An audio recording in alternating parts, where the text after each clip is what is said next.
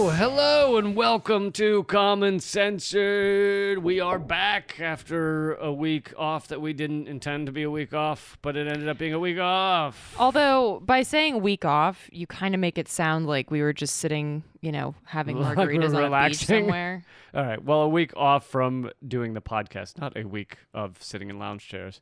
Yes, as we tried to post to let you guys know, life got in the way, and we did not have an episode last week, but we're going to make up for it with an awesome episode right now. I'm joined by Eleanor Goldfield. Hello.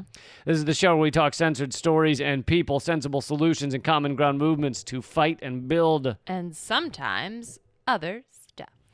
And sometimes other stuff. Thank you guys so much for being here, for listening, for as many of you have joined on the Patreon recently. Can't thank you enough. Many of you have joined us for the live stream chats where you get to see our jaded faces in living color. Thanks for doing that as well. We'll have another one coming up this Sunday, I'll tell you. Yeah, and for those who were part of it, thank you so much for raising more than $500 for the Sisseton Petun Sioux tribe out in South Dakota. So super thank you for that. And the week before that, you guys helped raise $1,360 for Julian Assange's legal fund. Pretty incredible. But okay, let's get into, we promised you a hell of an episode to make up for no episode last week. So let's get into it. Let's start with the news that's all over the mainstream, which is Trump has COVID-19. And for all of those details, if you really want to know everything about it, when he said he got it, what stuff he's doing, how he got in a car and drove around the parking lot, all that shit, go to CNN. Don't turn on this podcast. We're not going to get into those details. What I want to get into, because the mainstream media fails to do it, which is really what those are the type of stories and the type of angles that fascinate me, not the garbage they put forward. So Trump is COVID-19, apparently serious enough that they medevac him to via helicopter to Walter Reed, which is about 20 minutes down the road by car. So what stopped him from being able to take a car is beyond me. But so it's serious enough for that. He was on oxygen. They're giving him a cocktail of steroids, remdesivir, and what was the third one? Oh, antibodies. So they're packing him full of some of this stuff is experimental, apparently, that basically no one can get it. He got it through what they're calling a compassionate, whatever it's called, trial or something. So he is getting every feasible, imaginable effort to help him survive and get through this thing unscathed. And then he has the nerve to tweet out that don't let COVID rule your life or run your life. Basically, he didn't use the words, it's no big deal, but basically telling people, get over it, like I'm getting over it. Yeah, that was from today. He wrote, "I will be leaving the great Walter Reed Medical Center today, feeling really good. Don't be afraid of COVID. Don't let it dominate your life. We have developed, under the Trump administration, some really great drugs and knowledge. I feel better than I did 20 years ago." They also injected him with bleach, and that helped a lot. But yes, so he, as of this recording, he hasn't left Walter Reed.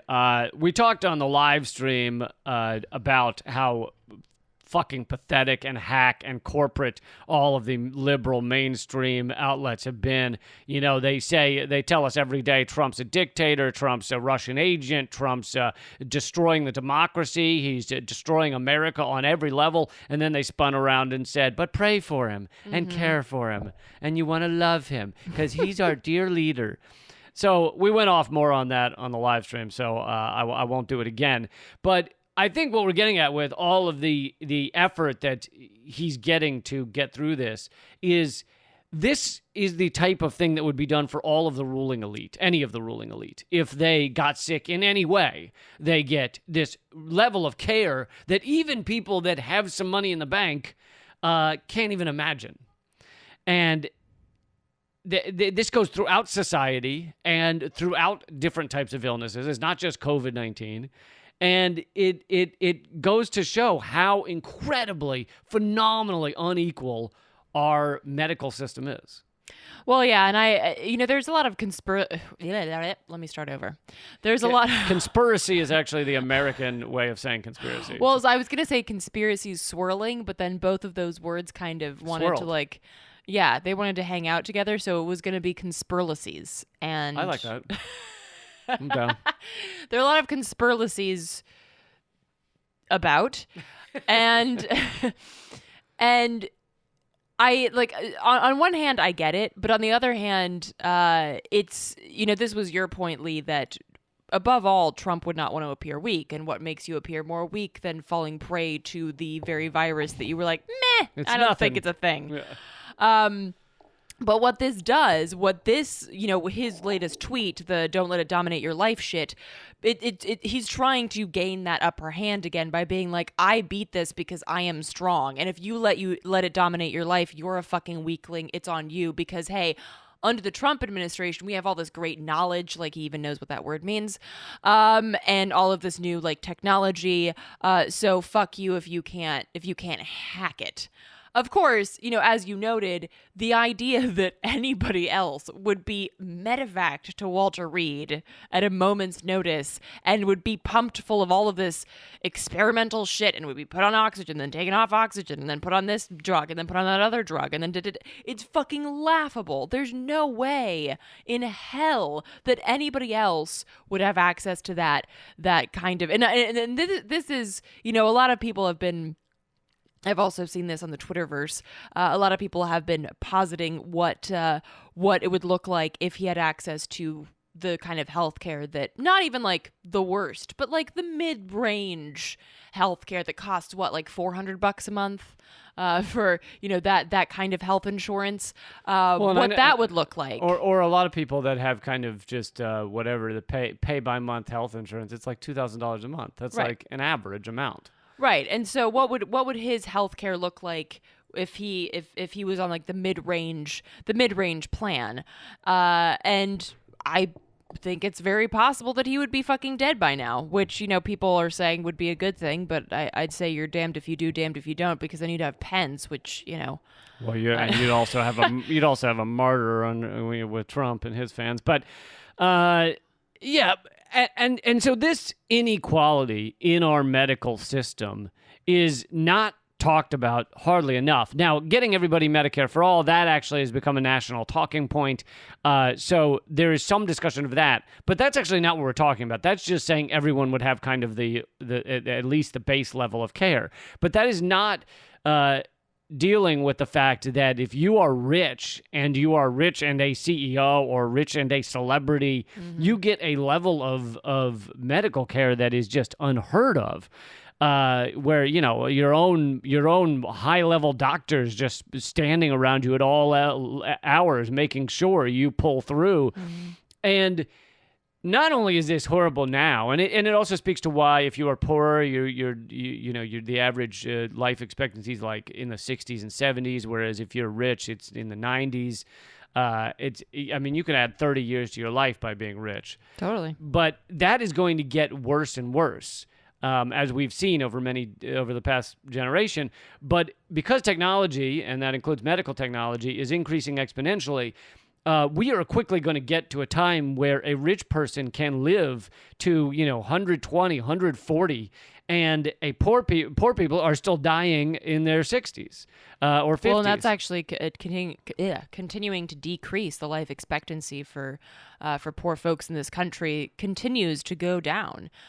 Because of the lack of access to healthcare and the compounding issues. There have been a lot of studies that have shown, look, it's not just that this person doesn't have access to care when they get cancer. Poverty actually makes you sick, because I read this really fascinating article, I think it was a New Scientist, that talked about what happens literally to the cells in your body when you're stressed constantly. And I think it's called telomeres or something. But your body's ability to fight infection, to even simple things like digest food properly when you're constantly stressed, which of course, if you're poor, you are, because you're constantly worried about being able to make ends meet and oh, am I going to get fired from my job because I don't have, I don't have secure employment. I sure as shit don't have accessibility to a safety net if and when I lose my job. So this constant stress, simply of being poor, even if you're otherwise quote unquote healthy, is incredibly detrimental. So that cuts your life expectancy just if you manage to avoid like the big things like cancer or like Right. COVID or what have you. Right. And we've also talked before about how communities of color and poor communities are less likely to go running to the hospital when they get sick, so that because they fear the bills they'll get, they fear they may be in debt for years and years, and so and that doesn't even talk about we're not even getting into undocumented people who are afraid they'll be kicked out of the country if they go to the hospital. So communities of color often stay home, which with COVID-19, but with many things, they're far more likely to die from those things quickly, or cancer. They don't get the cancer diagnosed early because they're not like wealthier people who, and I don't mean wealthy. I'm not saying wealthy people, but even people with just middle class, often go running to the doctor for everything because they just want to make sure it's nothing serious. And it can be very different in these other communities where you fear the doctor, you fear the hospital. And the other thing that they've found in a few studies that have been done is that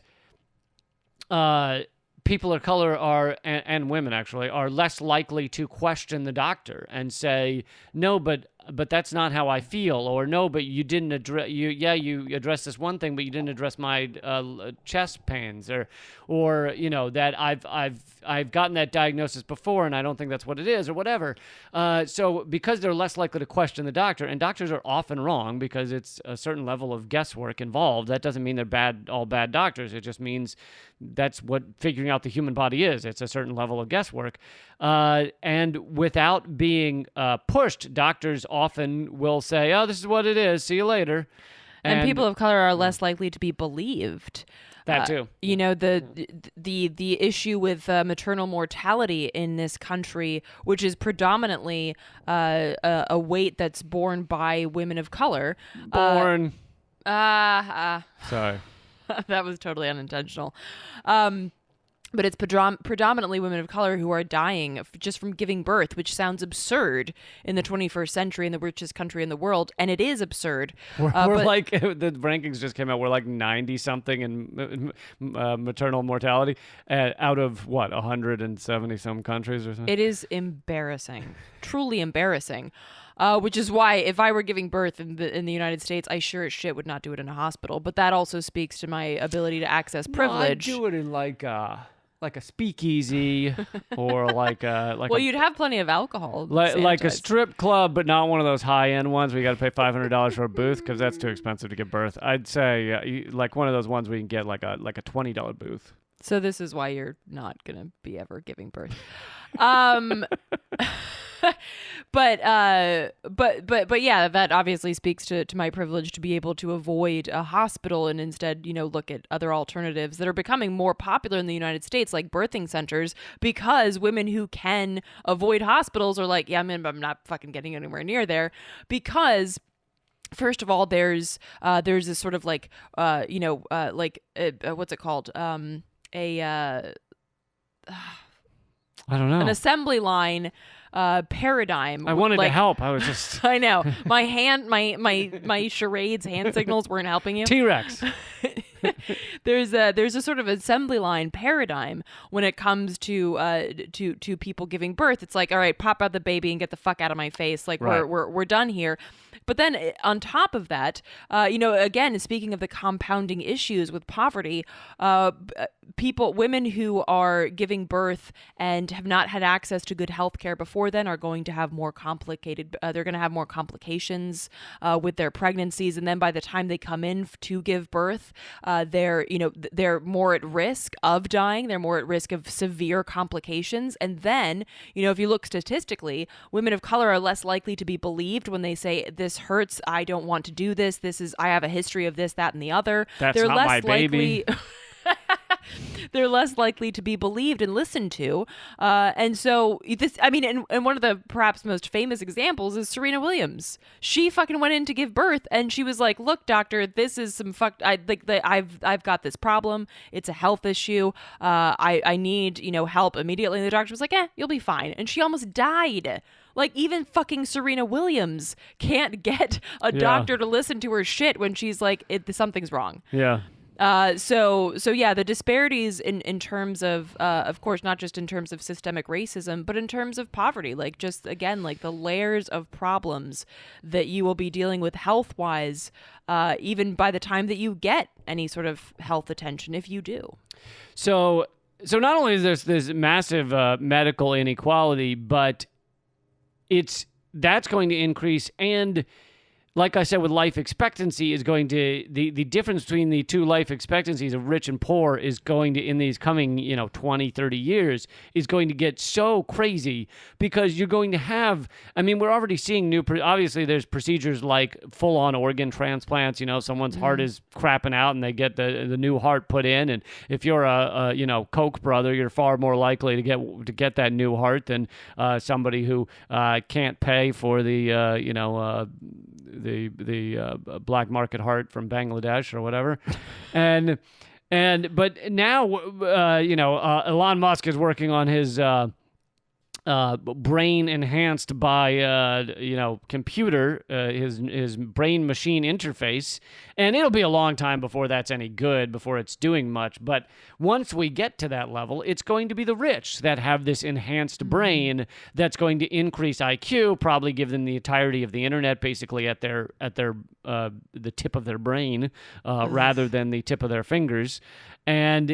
And so you're going to continue, and we already have this to a certain extent, but you're going to see a major leap in the difference of the intelligence of the rich and the powerful versus those who can't afford these type of things. And the reason we already see some of this, or maybe more of this than you might think, is because obviously you get the best schools and you get the best nutrition. And as you mentioned with poverty, not only does poverty cause stress, which causes health problems, poverty has also been proven to cause poor decision making. Sure. So you're growing up poor, you make poor decisions, you then don't get the education you need, you then end up in prison. It is this snowball effect of poverty.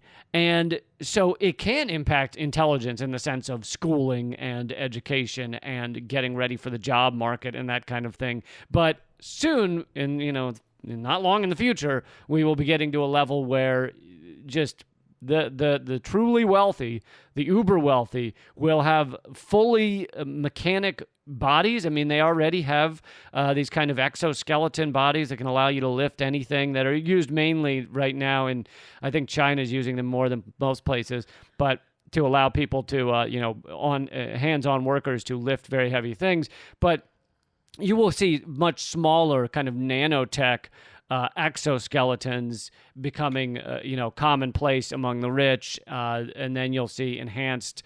I mean, even if Google Glass had ended up being actually functional and good and everything, you would have. Whatever happened to that? It failed because nobody wanted to have that stupid thing on their face. But no, I think it was. I met one guy who had it, but it wasn't as James Bond as they wanted it to be. No, I think it was very difficult to use. It was like you had to blink in certain ways to you're trying to look up the definition of something, but act like you knew it yourself, and you end up pulling up porn on your eyeglasses, and you're like, oh fuck.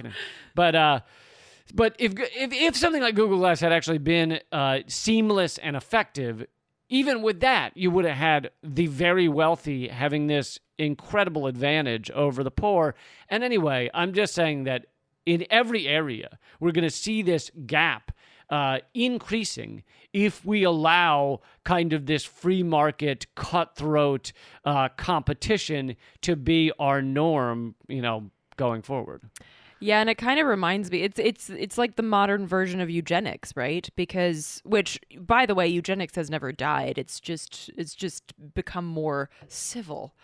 But this idea that some people are fit to, to breed, some people are fit to be the head of a company, some people are fit, yada yada yada. And I was reminded of and some are not. Right. I was reminded of when you were talking of an article that I saw that was kind of torn apart by this anarchist journalist that I know, that it was a picture of, like, I don't know the fucking kid's name, but it's the kid of the of Prince William and whoever his wife is called in England. I don't even know these people's names, but. Oh, I didn't understand the sentence you just said, but okay. The prince and princess of the UK have like a 4-year-old or something, and there was an article about how she already speaks. Oh, Middleton or something. Yeah, that one. I mean, why would I fill my brain with that useless information? I don't remember her first name, so. How do you remember her last name? That's so weird. Anyway, so they have a kid, and there was an article about how that kid already speaks like 3 languages, and basically the point that was made by my friend was Kate. That's not my friend's name. No, that's Middleton's name. Oh, thank you. If you folks are listening and you've completely lost this thread, I understand. I think most of the people were sitting at home right now going, "It's Kate, you idiots, you fucking dummies." Anywho, the point is, of course, if you're a kid that has access to the best tutors in the country, in that case, the UK.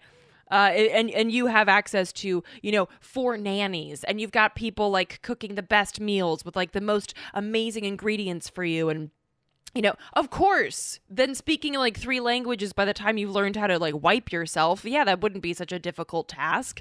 But then you look at like a poor kid and you're like, wow, that kid can hardly speak their own language. Why? It's the kid's not inherently dumber. The kid doesn't have access to the same shit. And they usually let themselves in after school. Like they're in the house alone or with a brother or something. Like, there's not adults there. Latchkey kids. Yeah, latchkey.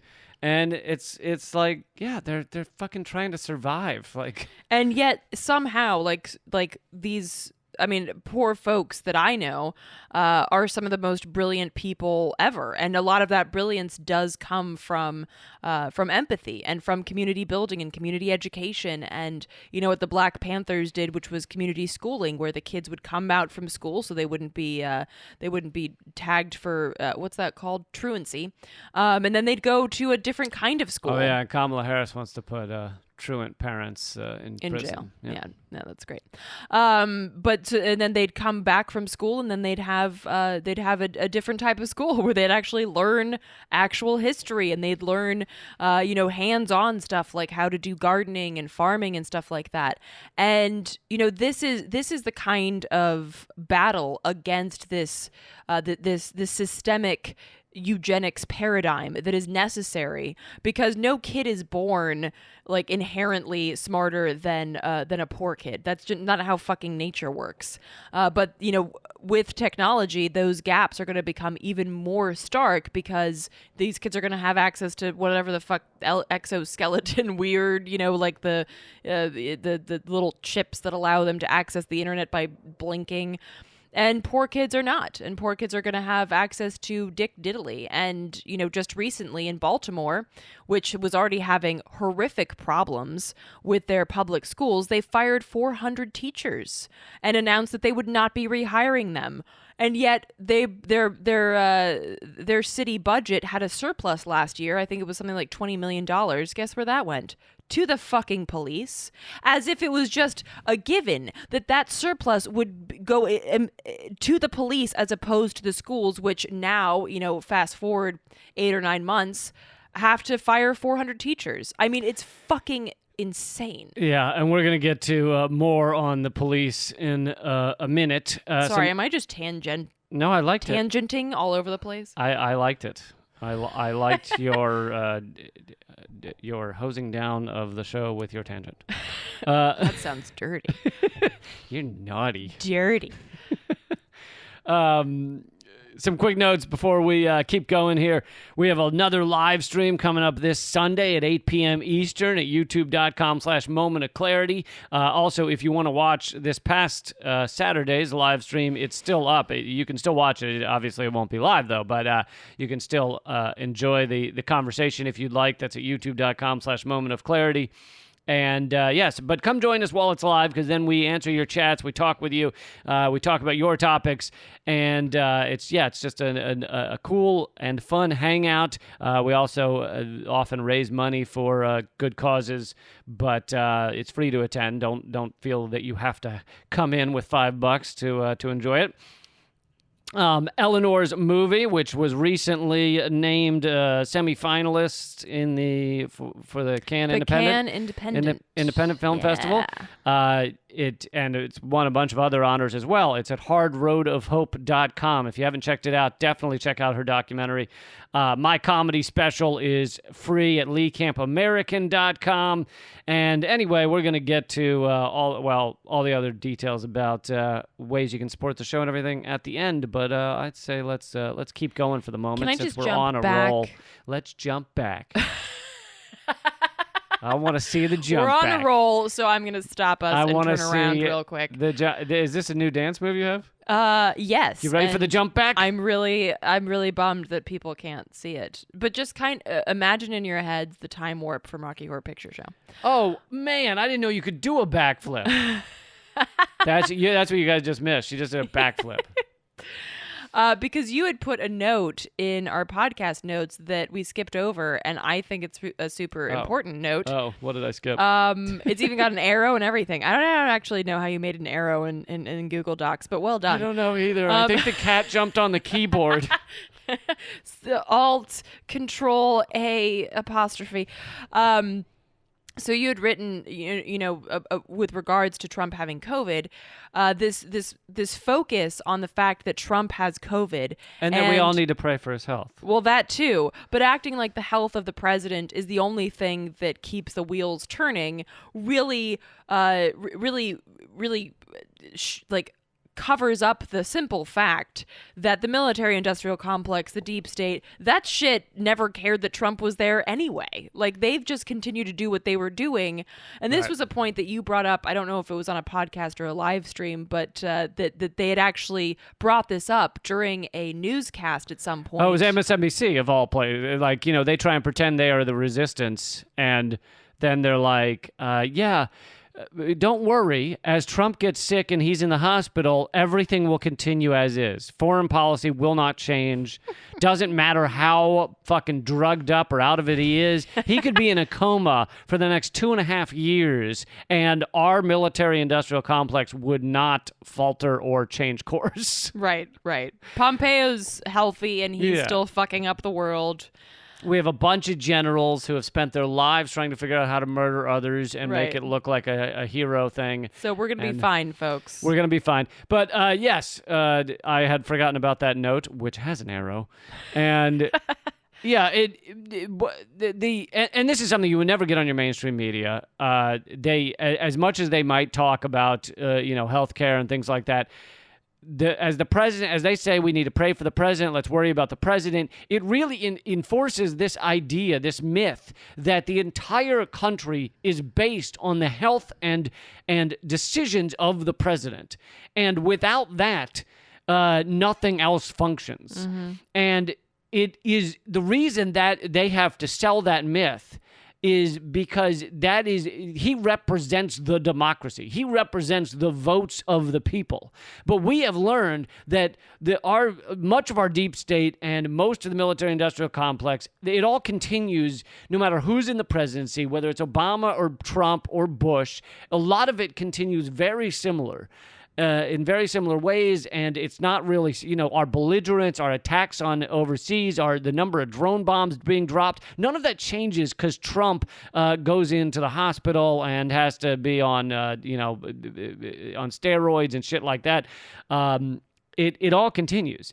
And so they need to really enforce this myth that, hey, folks, your voting for the presidency is super important because he's going to decide what the country does. Right. And in a lot of these areas, that is not the truth. Nope. So now we can move on. Now I feel good. Now you feel good. All right, let's move on to something that does not have an arrow. I mean, I don't even know what we're doing here. So this came up recently, and it's more just like an update and something that folks should share. So this came out a few days ago that prisoners are now eligible for $1,200 stimulus checks, and there was basically Before they were not. Yes. There was a ruling with the Pennsylvania Department of Corrections that basically dictates that they are eligible. I believe I tweeted this out, but they're eligible, so it doesn't mean that they will get it, of course, because shit, there are a lot of people on the outside that still haven't gotten their check. It was a September 24th court ruling that basically says, quote, if you filed a 2018 or 2019 tax return, or if you did not qualify because you were paid less than $12,000 last year. And that's probably a lot of people who are incarcerated because guess what? You go to jail if you're poor a lot of times. So you have to file by October 15th, of course, because America. But if you know someone on the inside that applies to, then please do check that out. I tweeted it. I just tweeted it recently. We're recording this on October 5th at roughly 4 p.m. I just tweeted it out. So y'all can take a look at that. There's a link that shows you how to get more information. What is your Twitter handle? At Activist Eleanor. Oh. So yeah, do take a look at that, and if you know somebody on the inside, or if your networks work with incarcerated folks, this could be a great way for them and their families to gain access to that check that's part of the quote unquote CARES Act. Yeah, occasionally the courts actually tell the federal government that they need to not treat prisoners like shit, but it's rare. Well, and there's moments. The other thing here is that a lot of prisons have been telling their inmates that you're not eligible, so that they don't even bother looking into it or filing or anything like that. So it's really important that this information gets out there, because people on the inside, of course, don't have access to information. So they're like, oh, well, the prison told me that I don't have a chance, like a snowball's chance in hell, so why bother? Mm-hmm. This is really important to counter that information. Well, the prisons don't want the prisoners to have $1,200 in their commissary accounts because they'll run out of soup and Pop-Tarts and things. They don't want them hoarding on toothbrushes that they're charging them $25 a piece for. Right. Okay, so another update we have on the Denver organizers, the PSL organizers who helped organize nonviolent protests against. This is kind of a late update, but still important. Yeah, I don't think we gave it on the podcast, did we? Before, no. Well, no, because we were going to give it last week, but then last week didn't happen, so. I blame you. So, so the organizers have finally gotten out of jail. Well, last week they got out of jail on bail. But they, as we've told you before, they organized nonviolent protests that actually succeeded in getting the police department to investigate the murder of Elijah McClain. And that is why the police department decided, well, let's arrest these organizers for like terrorist activities or whatever the fuck, kidnapping and shit.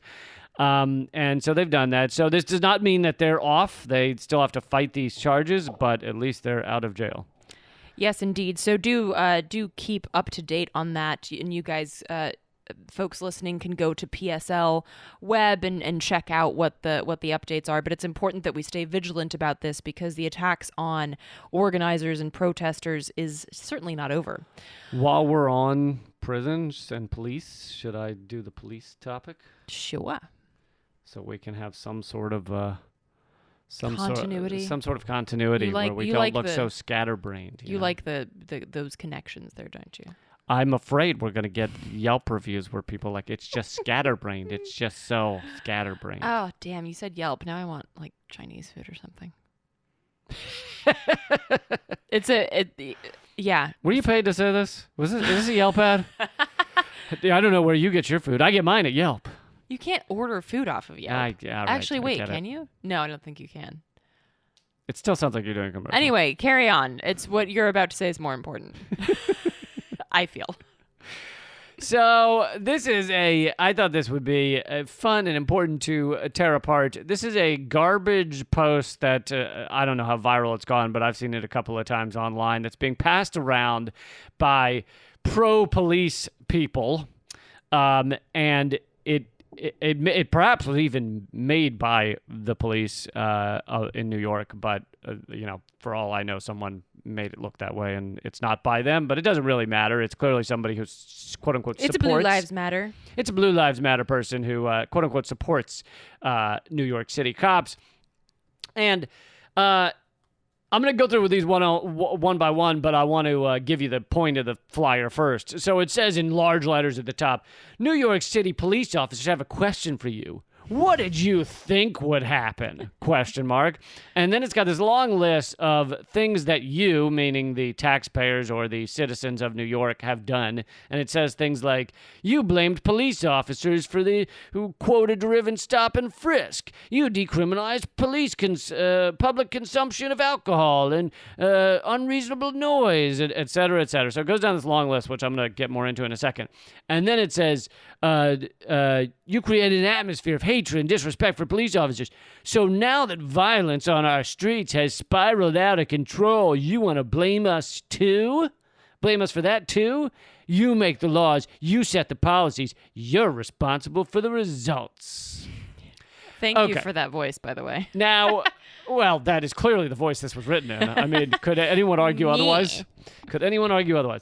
So I want to go through some of these and just show how stupid this all is, because a lot of people, this type of thing has an influence on people. People do read down this list and go, "That's a good point. These are our policies, and now New York is more violent, and it's our fault, or it's the fault of these policies." Mm-hmm. Well, for one thing, I assume what this flyer is talking about is the violence of these protests, which. Yes, there has been, as with many cities, there has been some destruction of property, which, as you've said many times on this podcast, does not count as violence. There's been some looting, which is going to happen inevitably when, at times, when people rise up. It does not mean that every protester that is somehow at a protest where some looting goes on is therefore responsible for that. That is simply not true. Can I just jump in here? And so hypothetically, let's say that you gasp in shock and awe anytime you see a broken window or someone quote unquote looting. People wouldn't be out in the streets in the first place if people could stop, if cops and the state could stop fucking murdering people for no fucking reason. So that's the first point. And the second point is that the destruction of property is a political statement that just goes to show that the priorities of this nation are and have always been profit above people. It is more important that a CVS got a window broken than that somebody's life was ended.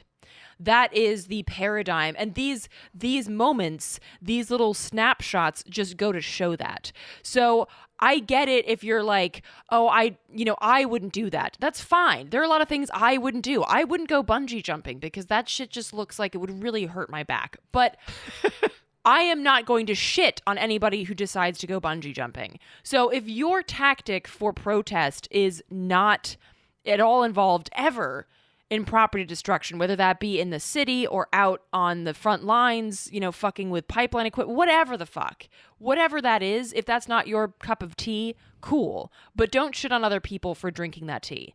So, well, and also, I reserve the right to say that I am for, and again, I understand there's a definition of violence to be discussed, but I am for nonviolent protest. But that doesn't mean that like everybody at a nonviolent protest is the same as the person who is often, let's be honest, a lot of these people are infiltrators that want to tear apart protest movements, and breaking a window gives the cops an excuse to fucking tackle and arrest everybody. So, and we also have to recognize that, so I have not personally broken windows or anything like that at a protest because that's not, I see those You kind did of your own apartment, but you were trying to get the window open, so that doesn't count. I was really just trying to get in. No, but so I think that, these sort of property destruction is a tactic to be used, in my mind, carefully and for certain means, like, for instance, blocking pipeline destruction, blocking pipeline construction. But yes, Lee? And let's remember that the powerful in our society use property destruction all the time. Yes. They rip through backyards and put in pipelines. Right. They destroy or foreclose on houses and stores. They gentrify neighborhoods and kick people out for either made up or tiny offenses in order to destroy what was their home. So they use property destruction all the time. Absolutely. But to this point, and then we'll move on. It's important to, on the one hand, recognize what you're saying, Lee, that a lot of these people are infiltrators, and they're trying to drive a wedge in our movements by making us, the people who aren't breaking windows, shit on the people who are. And that's just not productive. If it bothers you, don't fucking do it and look away. And here's the thing, because if you spend time and energy shitting on the people breaking windows, then the state wins by taking your energy, and this is what the other point, away from the issue at hand, which is that people are being murdered, they're being disappeared, they're being shoved into fucking unmarked vans at gunpoint. This is the issue at hand. The fact that a fucking Nike store lost a window is not the fucking issue. So, in twofold, by taking your attention away from the issue at hand, they win, and by driving a wedge and inspiring people to shit on others on the left, they win too. So regardless of where you stand on this issue, it does not behoove us being people who really want change and a future based on justice and equity, it does not behoove us to spend our time and energy shitting on people for breaking a fucking window. Okay, so all that being said... Sorry. Another tangent That's okay. by Eleanor. Thank you. That's okay. It was well done. All of that being said, they want to pretend that the whole flyer is based on violence has increased, okay, in New York City, which I would say that's not true. And in fact, if you look at the numbers, violence in New York has largely gone down over the past 20 years in a ton of categories. So... even the basis of this flyer is really not true. But for the sake of argument, let's say there was an increase of violence in New York. Let's get past that bullshit premise and get to the other points they make. The imaginary world, violence has gone up in New York. This is the cops saying to the average citizen in New York, you blamed police officers on the street for your quota-driven stop, question, and frisk policies. Okay, now they're saying that's a bad thing, right? You blamed us for that.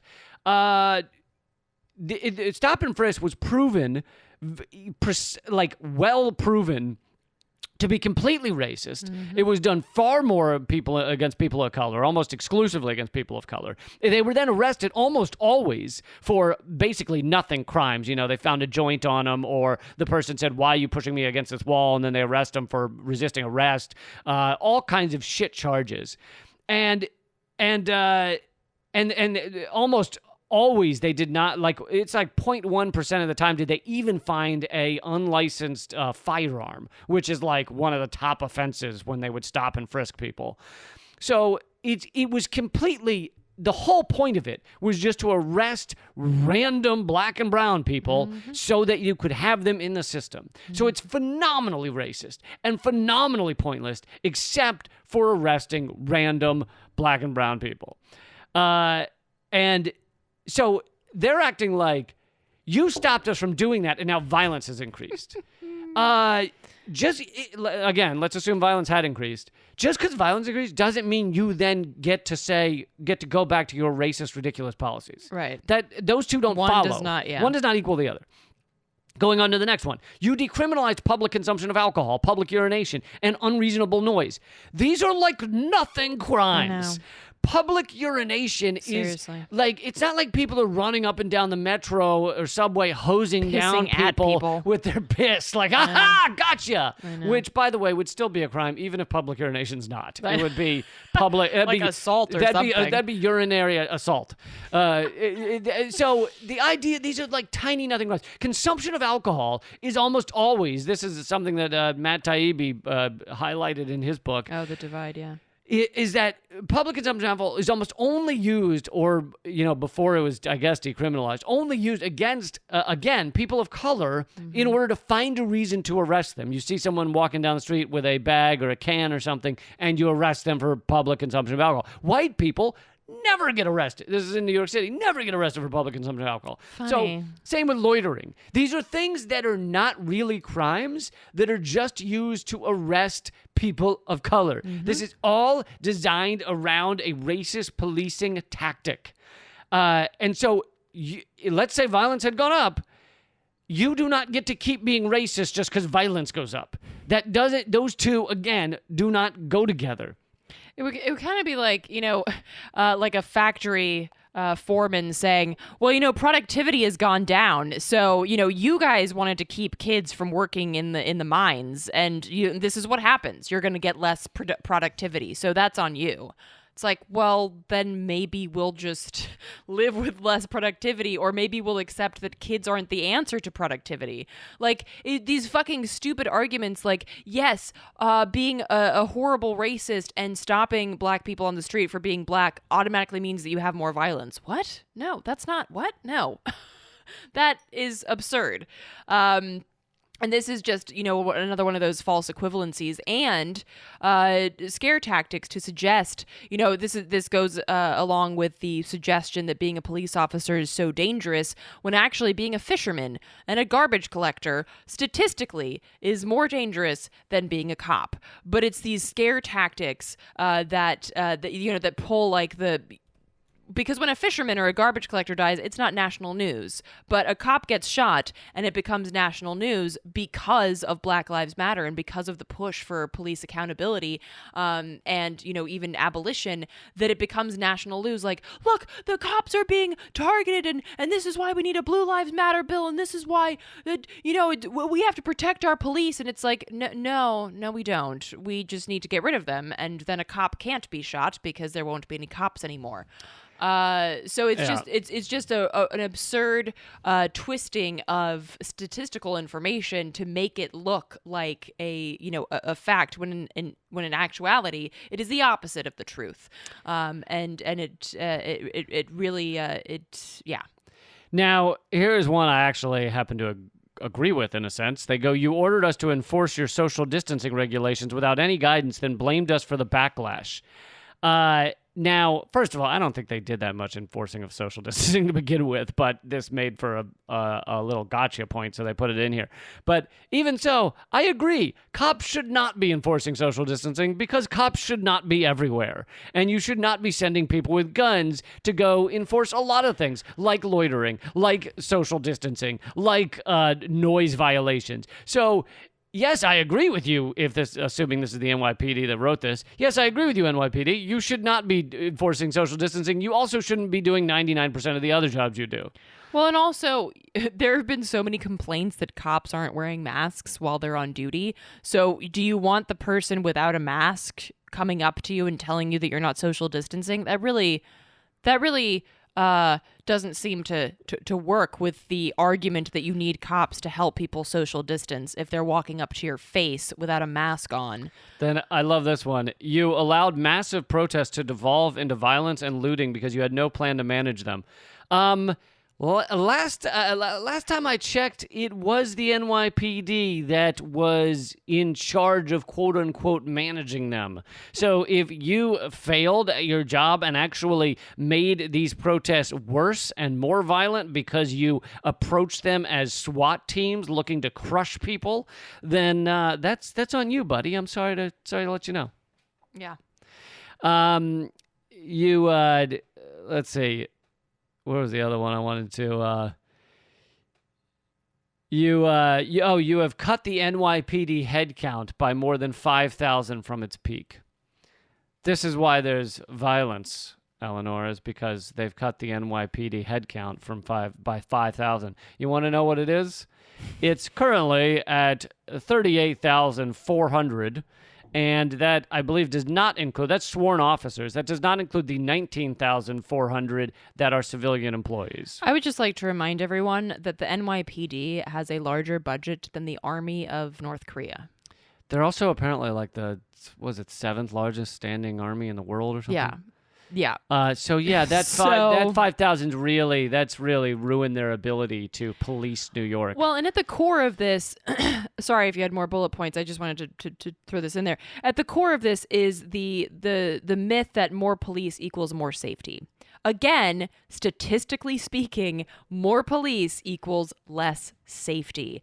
And this is across the board. At a protest, when the cops show up, there's more likely to be violence because the cops fucking instigate violence, okay? And I'm speaking about that not just from personal experience, but from a lot of firsthand reports from other protesters, and again, statistical information. And this holds the same holds true in communities. If there's an occupying force, which the police are in a lot of black and brown neighborhoods, if there's an occupying force, there's more likely to be violence because you're fucking occupied. Your community, your neighborhood is under constant surveillance. Cops are, again, stopping you and frisking you. If cops are continuously harassing you physically and mentally with the constant surveillance, there's more likely to be altercations. There's more likely to be violence and some shit that goes down. And then, of course, kind of looping back to our original conversation about poverty, the main trigger for crime, whether that be nonviolent, people getting involved in the drug trade or whatever, it's the main driver of crime is poverty. Because why? Because you are pushed to do things that you wouldn't do if all of your fucking needs were met. So, and then adding cops to that mix as if like, okay, you're poor, you're stressed, you're starving, you're desperate, and then some asshole, some white supremacist piece of shit is going to stop you and start fucking with you. Yeah, no, that seems like a great way to deal with the oppression of the state. So at the core of this whole bullshit, diatribe is the fallacy that more police equals more safety, when in fact, again, it's the exact opposite. Yeah, more police and more aggressive police. I'm going to give one last bullet point, and then we'll move on. But and then it kind of closes with, you created an atmosphere of hatred and disrespect towards police officers, and criminals are taking full advantage. Basically, they're saying that you revealed the truth about police officers, and that has hurt our image. So can we please go back to a more aggressive propaganda that tells everyone police officers are all wonderful, they're all trying to help you, they're all good guys, and they love you, and they just happen to arrest 1 out of every 3 black people. You know what this reminds me of? It reminds me of when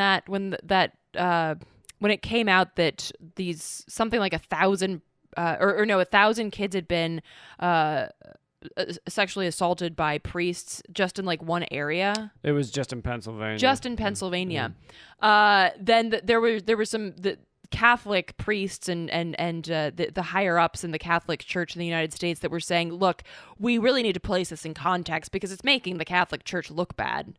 It's like, yeah, it is making the church look bad, but that's not our fucking fault. Maybe if you could stop fucking molesting little kids, you sick fucks. So I'm guessing they wanted the context to be, think of how many kids come into our churches and aren't molested.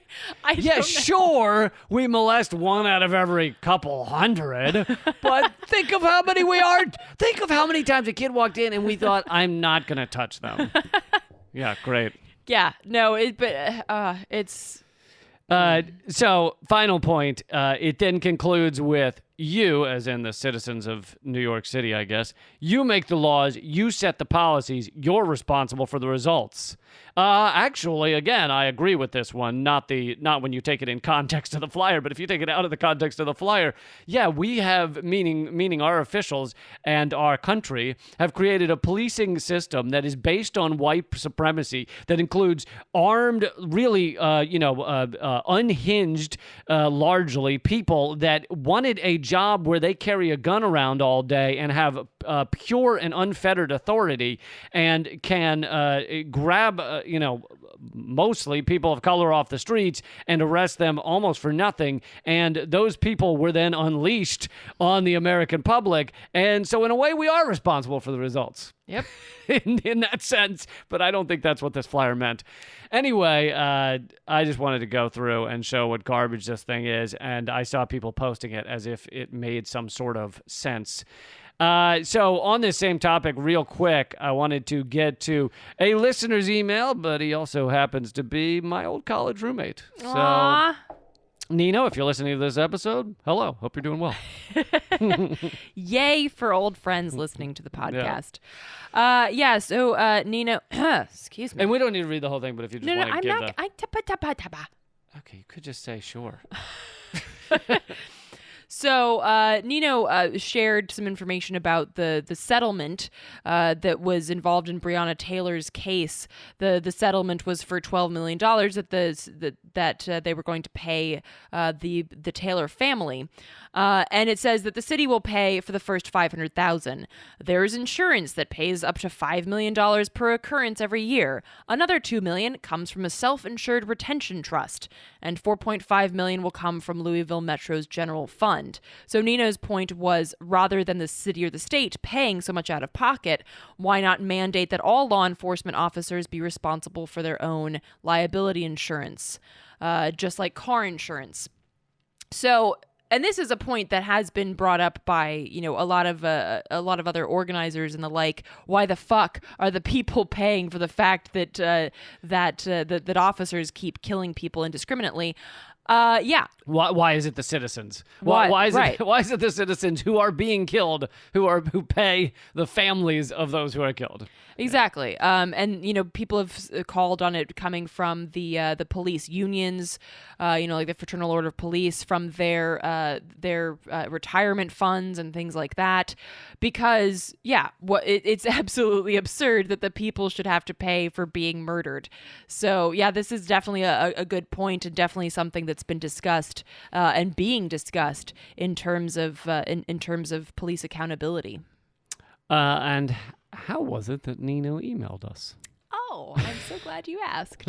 So that was via commoncensored@protonmail.com. And we do our best to respond to all emails that we get there. So commoncensored@protonmail.com. Sometimes we'll read them on the air. If you have topics or ideas, please do that. And one other person emailed and asked, I thought it was funny how they phrased it, as if we were creating some sort of grand conspiracy. But they asked what happened to Loud and Clear, the podcast Loud and Clear, hosted by Brian Becker and John Kiriakou. And I was not, although I have not announced what happened to it on the air, I was not hiding it as some sort of conspiracy. You will never find out what happened to Loud and Clear. So, for those of you who don't listen to Loud and Clear, great podcast. Unfortunately, it has stopped for the time being, and it caught us all by surprise. So Loud and Clear had some sort of contract problems with Sputnik, which is where they were aired. And so they're now not going forward with it there. However, Brian Becker is creating a new version of that podcast with Nicole and Walter, his two producers, and John Kiriakou, who many of you might know as the CIA whistleblower. He was actually leaving Loud and Clear anyway, and by it seems like sheer chance, John Kiriakou announced that it was his last day on basically their last episode, what ended up being their last episode. And so John was just going to take another job because he never intended to be a radio personality. He kind of ended up there, and so he's going on to another job, and we wish him well. And so weirdly on their final episode, John is saying, goodbye, everybody. I've loved doing this. Loud and Clear's been amazing, and it's going to continue. And you're in good hands with Brian, Walter, and Nicole. That is all very true. However, then Loud and Clear stopped. So they will come back. They will come back. Follow Brian Becker's Twitter, and when it does come back, which hopefully won't be too long, I'm sure he will be announcing all over the place how you can continue listening. That's Brian Becker. He is the host of Loud and Clear. Okay, what do we do here? So I think just one more topic that I want to squeeze in real quick. Let's give them overtime since we cut it short last week. So this information came out last week. Basically, Amazon on this past Thursday admitted that nearly now is that mom and pop shop down the street? It is. It okay, is. Yeah. It, down all of the streets. Everywhere you go. Admitted that nearly 20,000 of its employees were infected or presumed infected by COVID-19. Now, was this as punishment for not working fast enough? It feels like it. Now, just to give some context, this comes after just a few months after Amazon management, with the backing of the Trump administration, shut down a shareholder initiative designed to force the retail giant to better protect the health and safety of its employees. I don't even have a comment about that, actually. Like, I'm just so... I feel like they're going to use this as a justification for putting the employee in a cage, which they actually had patented. The employee sits in a cage on top of a robot that goes around the warehouse. And their argument was they patented this because it keeps the employee safe so that he never gets hit by the robot. But in fact, you are caging your employees. And so months ago, basically, the Amazon workers had sounded the alarm, basically saying that they were unsafe working conditions during the COVID-19 outbreak, and Amazon management, with the help of the Trump administration, shut that shit down, and were like, never mind. Meanwhile, Jeff Bezos has seen his net worth increase by $90 billion. I'm going to say that again. $90 billion. So he's over 200 billion now. It's not like dude can't afford some fucking PPE and better and safer working conditions. Not to mention the fact that, and I've talked about this in previous articles too. Bezos isn't just getting rich because he's not paying his workers. He's getting rich because he's paying his workers so little that they're on fucking food stamps. So he's getting rich doubly and triply because then Amazon also gets handouts by the U.S. government for, I guess, being the most atrocious dick face in the entire entire industry. Right. So because there are so many workers on food stamps, the government has to pay out again. On top of the fact that Amazon evades taxes and gets payouts, the federal government has to pay again. And I'm all for people having access to food stamps, but they shouldn't have to have access to food stamps when they are literally employed by the richest fucking human being in the world. Right. And I've said this before and I'll say it again, he is a sociopath. And here's the thing, he is not an anomaly. This is not a whoa, what happened? How did this sociopath take over a large portion of our society? This is the inevitable end result, end place, the end dystopia you get to in unfettered capitalism. You get to a place where he or she, who is the most sociopathic, who is the most willing to but push people to work to the breaking point for pennies on the dollar, that is the person that will get to the top, that will rise above the rest. That is we have a system that is set up to encourage that and enforce that. This is not an accident. So Jeff Bezos was the one who was the most sociopathic and able to get people to work at a level where they literally collapse on the warehouse floor and will work for a tiny amount of money, and he puts his warehouses in the places where they're most likely in the country to be able to do that and be able to find workers who have to subject themselves to that. And, it goes down the line for many other corporations that are big. Nike's got their sweatshop laborers in whatever, Bangladesh, and Walmart also had their employees on food stamps. It went viral a few years ago that Walmart was collecting canned goods so that their employees could eat Thanksgiving dinner. Right. These are full-time employees that can't afford a Thanksgiving dinner. So this is not the anomaly. This is the rule. Yeah, and this is by Amazon's own admission. This is specific to Arizona, but it's not going to be much better in other states.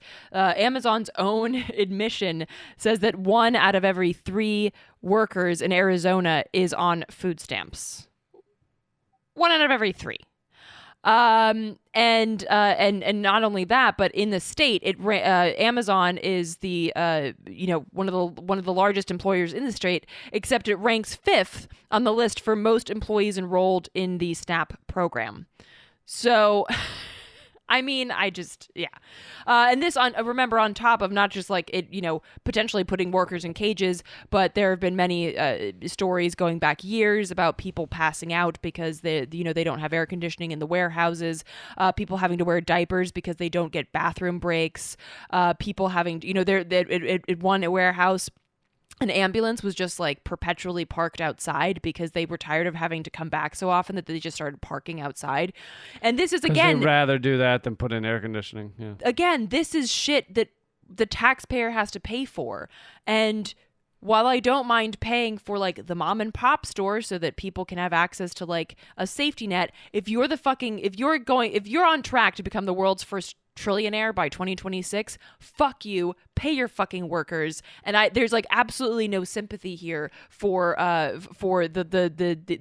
lack of action on the part of Amazon, and now them admitting under pressure from their workers, by the way, speaking of workplace organizing, under the pressure of their workers to come out with this information showing that their lack of action and their really shoddy working conditions has meant that some 20,000 workers are believed to be infected with COVID. And that's just that. I'm assuming that's that's on the low side of an assumption, because this is Amazon saying it. I'm sure Amazon gives them top level care. I'm sure Right. they were all medevac to Walter Reed where they got experimental new drug protocols. Exactly. And they're all being saved, all 20,000 of them, which was a lot of helicopters to get them all there, but it's worth it.